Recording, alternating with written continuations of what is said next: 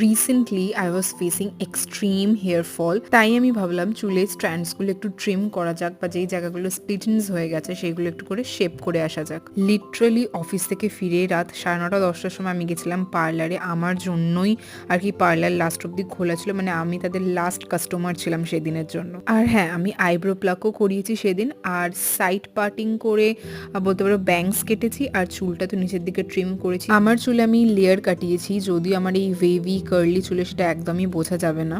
একেই আমার হেয়ারের লেন্থ অনেকই শর্ট ছিল, তার উপর আমি আরো ট্রিম করছি, মানে চুলটা এখন আরোই ছোট হয়ে গেছে। এইসব করতে করতে পাক্কা 10টা বেজে যায় আর আমি বেরিয়ে পড়ি। আর বেরোনোর সময় দেখি জগদ্ধাত্রী ঠাকুরের একটা বিসর্জন হচ্ছে, চলো তোমাদের সাথেও শেয়ার করি।